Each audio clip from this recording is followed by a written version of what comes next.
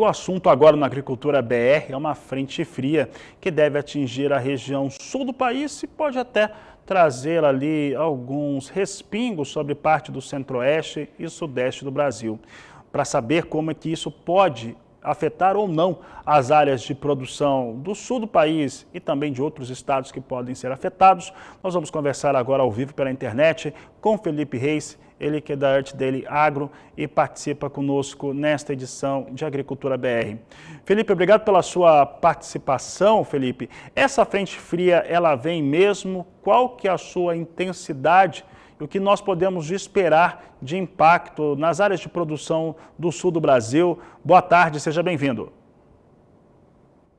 Boa tarde, Fabiano. Boa tarde a todos os telespectadores. Sempre um prazer participar do programa junto com vocês. E realmente, nós temos uma frente fria aí para o Brasil para os próximos dias. Nós trabalhamos aqui com dois modelos climáticos, tanto o modelo europeu quanto o modelo americano. Ambos concordam que essa frente fria já deve chegar nos próximos dias, deve registrar temperaturas médias aí de 2 a 3 graus abaixo da média dos últimos 10, 15 anos, não apenas para o sul, mas também para sudeste, centro-oeste. Quando a gente fala de produção agrícola no Brasil, no momento atual, a gente está falando de produção de milho safrinha, a principal cultura nesse momento. Para Mato Grosso, maior produtor nacional de milho, não deve ter problema, uma vez que o estado já tem temperaturas médias relativamente altas, principalmente em consideração com o sul do país. Temperaturas médias devem ficar em torno de 15 graus, mínimas acima de 10 graus, não é o suficiente para trazer uma geada e impactar negativamente nas lavouras. Por outro lado, ali na região do Paraná, principalmente o centro-sul, região de Palmas, a cidade de Palmas e aos arredores, nós podemos ter temperaturas mínimas em torno de 5 graus. E essas temperaturas mínimas são médias das mínimas que nós calculamos.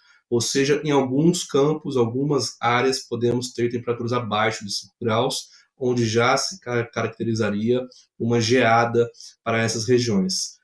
O lado positivo é de que é bem localizado, quando a gente fala de produção de milho safrinha. Então, para a produção nacional e até mesmo estadual, falando aí do Paraná, não devemos ter grandes problemas, grandes alterações no cenário. A produção de milho safrinha está muito positiva quando a gente olha o NDVI, Índice de Vegetação, que é um índice que mostra a saúde, o vigor das lavouras, e tem uma alta correlação com a produtividade. Então, quanto mais alto esse índice, mais alto é a produtividade. Nós temos um bom valor de NDVI em Mato Grosso, Goiás, Minas Gerais, Mato Grosso do Sul. Paraná está um pouquinho abaixo desses outros estados, mas ele teve um plantio tardio, temos que lembrar isso, e temos uma boa dinâmica, ou seja, uma situação de quebra de safra está descartado tanto para o país como um todo, quanto para os principais estados produtores. Pode ser que, pontualmente, essa frente fria diminua um pouquinho o potencial produtivo em algumas regiões, mas vai ser uma área muito limitada quando a gente fala do milho safrinha, pelo menos. Em relação ao El Niño e à produção brasileira, o El Niño ele tende a trazer temperaturas, ou pelo menos aqueles picos de temperatura para cima ou para baixo, menos vigorosos. Teoricamente, Laninha traz uma possibilidade maior, por exemplo, de uma geada. Dá para dizer que esta campanha 22-23, ainda que tenha tido muito milho cultivado no centro-sul do Brasil, fora da janela ideal, o risco existe, mas talvez não seja tão grande assim, de geadas atingindo essas áreas de produção em momentos que são cruciais no desenvolvimento da planta? Perfeita análise, Fabiano. Quando a gente olha para o fenômeno El Niño, o que ele traz para o Brasil, para as regiões produtoras do milho safrinha? Normalmente, temperaturas um pouquinho acima da média. E quando a gente olha o plantio tardio, qual é o problema, o risco, na verdade, do plantio tardio?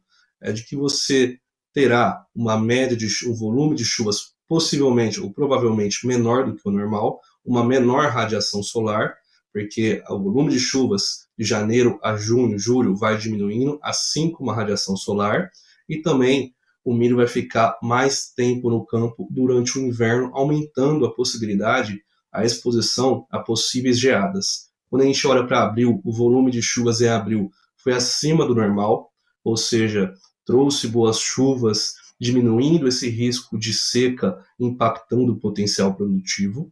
tá? E o El Niño, ele deve trazer, ou normalmente traz, um inverno menos frio, ou seja, diminui a possibilidade de geadas. O El Niño, então, pode colaborar ou está diminuindo o risco para que haja uma geada impactando significativamente na produção das lavouras de milho safrinha no Brasil.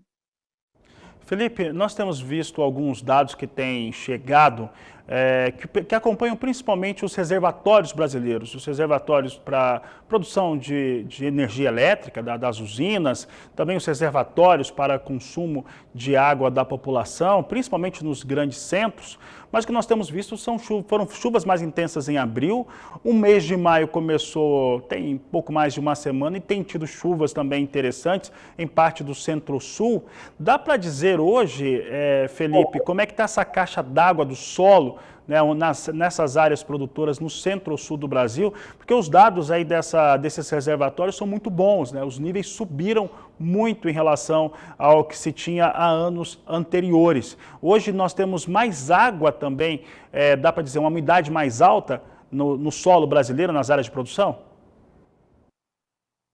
Sim, sim. Não só pelas chuvas de abril, mantendo essa seca que nós temos observado nos últimos 5, 7 dias, mas se olharmos um pouquinho para trás, desde o dia 1º de março, nós tivemos uma primeira quinzena com alto volume de chuvas em Mato Grosso do Sul, Paraná, o que dificultou até mesmo as operações de campo, ou seja, a finalização ali da colheita da soja, o plantio do milho de segunda safra.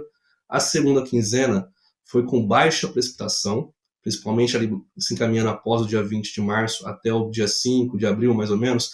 Nós tivemos uma precipitação muito baixa nesses dois estados, mas a umidade do solo continuou favorável para o desenvolvimento das culturas, porque as chuvas de fevereiro e da primeira quinzena de março mantiveram o solo com boa umidade. O mesmo aconteceu quando a gente olha para abril, maio. Boas chuvas durante os primeiros 23, 25 dias do mês de abril. Após isso, nós tivemos uma redução do volume de chuvas. Algumas regiões, como a região central do Paraná, já vem apresentando uma queda da umidade do solo um pouquinho mais significativa, onde estava 20, 30% acima da média, hoje se encontra 5, 10% abaixo da média, então uma redução até significativa, mas sem uma redução de potencial produtivo por enquanto, até o momento, quando eu falo até o momento, até hoje, isso devido às chuvas de abril das semanas anteriores. Então, vem mantendo e possibilitando o desenvolvimento das culturas, pelo menos por enquanto. Seria favorável um pouquinho mais de chuvas a partir do dia 10, 12 de maio, já para reduzir essa seca que nós estamos vendo na última semana, mas ainda assim, por enquanto, a situação está satisfatória.